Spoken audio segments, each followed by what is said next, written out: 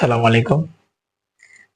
Doctor Patwari laser and implant dental এর পক্ষে থেকে কথা বলছি আমি ডক্টর আনিসুজ্জামান পাটোয়ারি।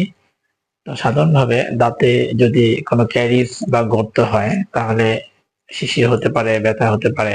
সেক্ষেত্রে কি করণীয়? রুট ক্যানেল করব, না ক্যাপ করব, নাকি ফিলিং করব, নাকি জাস্ট লবণ পানি কুলকুচি করব, নাকি ওষুধ খেয়ে বাসায় ওয়েট করব?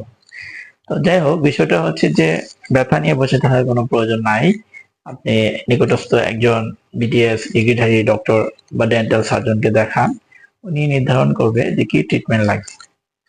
তো ইউজুয়ালি যে কাজগুলো আমরা করি, যে প্রথমে আমরা একটি রেডিওগ্রাফ নেই এবং দেখতে হবে যে ক্ষত বা ক্যারিজ যেটা নার্ভ থেকে দূরে আছে কিনা, বা নার্ভ সতেজ আছে কিনা, বা সুরক্ষিত আছে কিনা। যদি নার্ভ বা দাঁতের যে পাল্প যদি সুরক্ষিত থাকে, সেক্ষেত্রে অনেক সময় শুধুমাত্র ফিলিং দিয়েই দাঁতটাকে রিস্টোর করা যায়। যদি নার্ভ ইনভলভ থাকে, ইভেন পাল্প ক্যাপিং করেও রিস্টোর করা যায়। যদি কোনো ইনফেকশন থাকে বা নার্ভ টোটালি ইনভলভ থাকে, এক্সপোজ থাকে এবং কন্টামিনেটেড হয়, সেক্ষেত্রে হচ্ছে যে আমরা রুট ক্যানেল করি। এবং রুট ক্যানেলে যেটা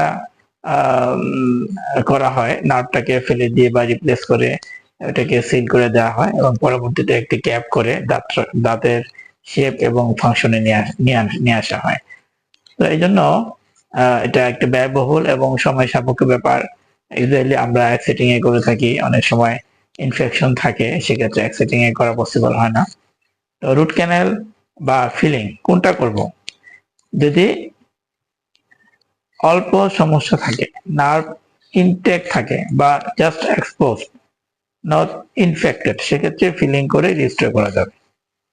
আর যদি নার্ভ টোটালি এক্সপোজ থাকে, রোটেন থাকে বা ফুলে যায়, পুজ হয় বা ইনফেক্টেড, সেক্ষেত্রে হচ্ছে অবশ্যই রুট ক্যানেল লাগবে। এবং রুট ক্যানেলের পরে দাঁতটা যেন ভেঙে না যায়, নষ্ট হয়ে না যায়, সেক্ষেত্রে একটি ক্রাউন করে নেওয়াটা জরুরি। ভালো থাকবেন। Thank you.